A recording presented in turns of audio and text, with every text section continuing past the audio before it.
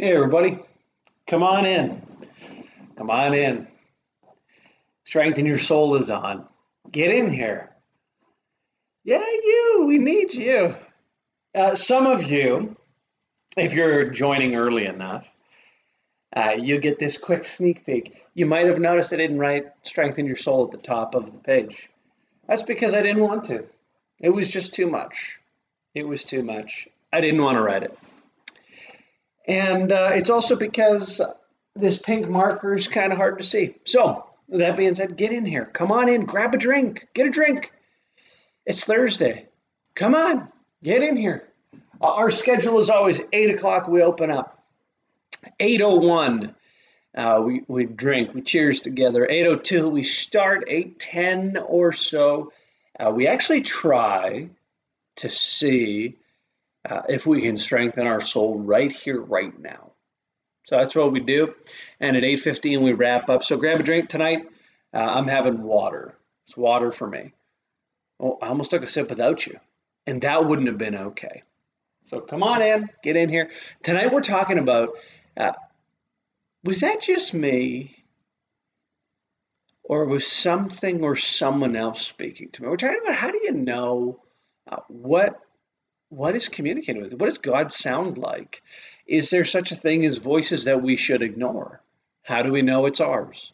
So grab a drink, get in here, and let's go. Somebody asked yesterday, a friend of mine, dear friend, like super important friend to me, said, uh, could we redo it? And no, there's no looking back. The only way you can join in on the sip is to catch it on the replay. So that being said, hope you got your drink because we're going to take one in 2 seconds here. Here we go. And cheers to you.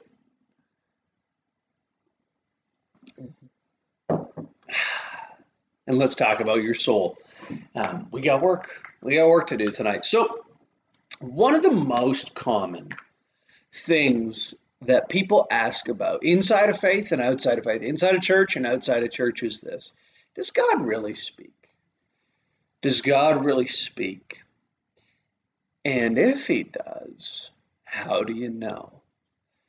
And one of the biggest claims of Jesus, the claim that actually got Jesus killed, was this: that he said, everything I say, my Father in heaven, God the Father, told me to say.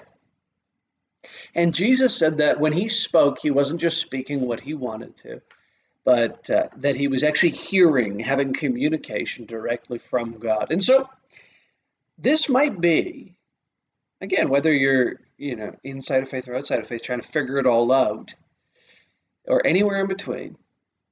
And this might be the most important question you'll ever answer in your life. And that is simply this: how do you hear? How do you hear God's voice? And how do you know if it's his? So today we're just going to look at how do you know if it's his. In subsequent days, we'll probably talk about how do you hear God's voice. But let's talk about it. So tonight I want to start by giving you a framework for the voices we hear, and then how do you know? So there's sort of four voices. Maybe there's more. If you have more, you may need some help, which actually isn't a joke. So let me just wipe that out and go. If you hear more than these voices in your head, you might need help, and get help, please. Seriously, we love you. Get help. But four common voices, and probably honestly three. So that we hear in our head. The first is, uh, I'll do this mine or your own. It's your voice. This is your voice that says, get out of bed, get moving. I should really get something done. I shouldn't have done that. Uh, and it sounds just like your voice. Everybody agrees that when you're hearing stuff in your head, it was you most of the time. This might be the most predominant voice you hear is your own voice. So that one's super normative. The second one is related, and it's probably the most questionable, at least from the teachings of Jesus. But psychology tells us that there's just the voice of others. Uh, this can be the voice of your parents that echoes in your mind. It could be old slogans from your family. We've talked a bit about this before. Uh, But we all know that there are moments where you hear a voice in your head. It's not really your own, but it could be a sibling. And it's just a memory that's latent within you. Okay, so those are, everybody agrees on that, whether you're inside of faith, outside of faith. Now let's get to the more controversial ones. The third voice, and Jesus was clear on this, and I've experienced this one, is God is speaking to you. So you have a thought in your mind that you don't even know where it came from, but it calls you to the absolute best you could be. Or when you do something that's wrong, it says, you know that that does not lead to life. That does not lead to joy. It's the voice of God, and he speaks. And many of you, even in tuning in here, I get messages very often from people go, I feel like I'm connecting with God and I never have before. One of the big claims of Jesus is more than this, God does speak to you, more than you could possibly imagine. And you were designed by virtue of being a human being to relate to God, but it's broken. That's part of Jesus' message.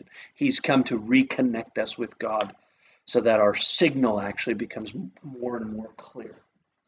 The fourth one, and this one's perhaps the most controversial, and it's the most dark, but dark spiritual voices, the enemy of your soul. Okay, so I'm going to lump this one in together and put brackets around it and say there's kind of three voices. This is what Jesus taught. It's what we've experienced. Let's talk about the dark spiritual voices. If you want to really have a strong soul, you must realize that some of the impulses you have don't even come from yourself, don't come from others, and they don't come from God. They're actually dark, and can shipwreck your life or the lives of others. It's really, really important to having a healthy soul. There is dark spiritual reality in this world. It actually helps us explain some of the horrific stuff we see. And so the question is, of these three voices, and the fourth one is, the voice of others, but it's embedded in our memory. How do we tell which voice is which? How do we tell which voice is which? So let me just walk you through, again, sort of the content or how God speaks. Okay, so God speaks. He calls us to change.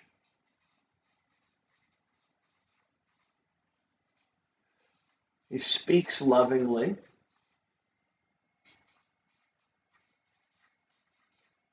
He calls us to relationship. And then to serve others, sacrifice for others. That's sort of how God speaks. So, for instance, let me just give you a bunch of examples. God may warn you and say, if you don't stop this behavior, it's going to ruin your marriage. You might have a voice in your head. If you don't stop criticizing your spouse, it will ruin your marriage. That could be the voice of God. It's not pleasant to hear those things, but he calls us to change. You might hear a more positive one. It's time to lose some weight. It's time to get in charge of your drinking. It's time to get in charge of your eating. It's time to get in charge of your spending. It's time to connect. Some of what you'll hear from God is the most encouraging, loving voice you'd ever hear. I made you. I love you. I'm proud of you. You carry my glory. People can see me through you. Some of what God says is unbelievably encouraging. He'll call you to serve others, to sacrifice for others. At times, he may even call you to suffer for the good of others. Okay, I just want to throw that in there too. That's what God sounds like. And then let's talk about the enemy of your soul. Condemns. The enemy of your soul always will condemn you for things you've done in the past that were wrong, for who you are. Often will bring shame. Here's a big one that's often ignored. The enemy of your soul will call you to revenge, to hurt others who've hurt you, to get back, to get even. It's not the voice of God. God says, I'll repay. You don't need to worry about it, which actually gives us the resources to forgive. How about your own? My voice. Our voice is often mixed. It's mixed. So what do we do with that? Say you have a thought comes into your head. I'll tell you a story. One day I was at work and I had such a great lunch. I packed an amazing lunch and I worked with this guy. He was a total doofus. And I remember I was pausing and I was just taking a moment to be thankful, show gratitude for my lunch. And I said some little prayer like this: God, I'm so thankful that I had this amazing lunch. You've provided for me. You've been so good to me. I got a job. I'm thrilled. Thank you, thank you, thank you for this food. And would you help somebody to eat?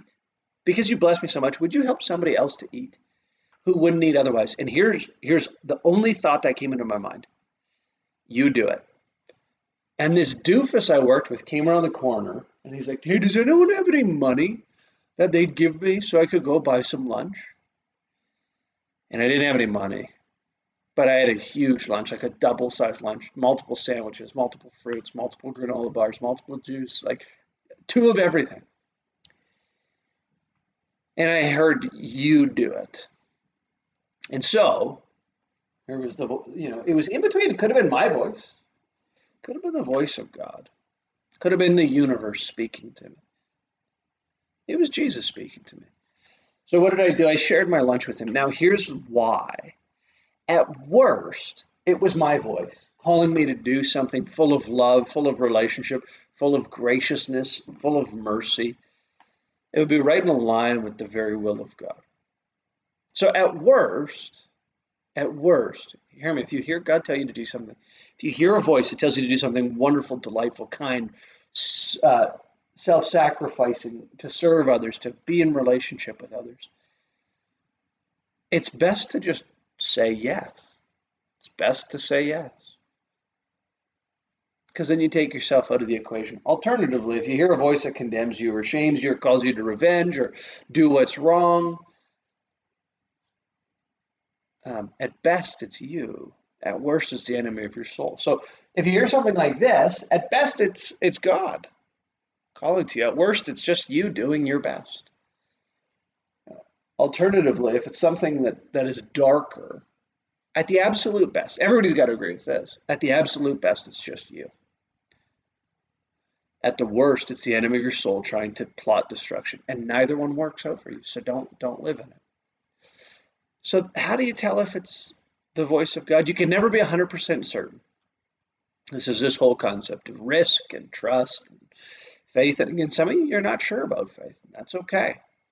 We are going to try something. I left myself a little bit of space, so I'm going to actually outline it out here for me. That's the space we have for our trying time. But how do you know it's God? You can never know with certainty, but you can tell by the character of the thought or the whisper or the nudge in your soul. So if it draws you near to others, fills you with love, calls you to sacrifice, or even calls you to change for the better, listen. If it doesn't, you can ignore it.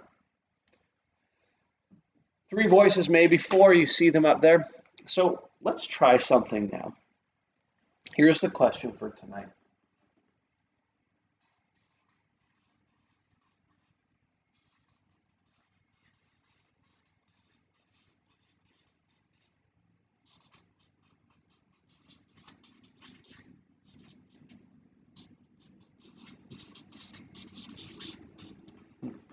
Where did you speak? So we're going to speak to the universe. Again, who I truly believe is Jesus, but some of you were on a searching journey. But yeah, where have you spoken to me? And I thought it was me, I took credit. Or anything to say to me.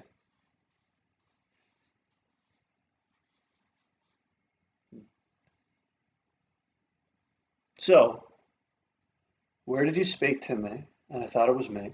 Take 30 seconds to think on that one. Take another 30 seconds to go. Anything to say to me? And I'll do it alongside of you. And I'll share my thoughts. So let's take 30 seconds to process this one out. The first one, the first thought that came to me very quickly is honestly, this topic. I had a thought pop into my head earlier today, about this being the topic for tonight. Honestly, I thought it was just my thoughts. I try to do this, but actually, as I'm sitting here, I go, I think that was actually given to me by God to help people. This one's just encouraging for me. I'm proud of you. So, with all that being said, I hope you have a stronger soul. I hope you're feeling more connected with God and with other people. Don't forget to like, comment, share, or subscribe. We are on YouTube, so you can catch up on any video you might have missed, or you can rewatch if you need to. With all that being said, hope you have an amazing night, and we'll see you tomorrow. Have a good one.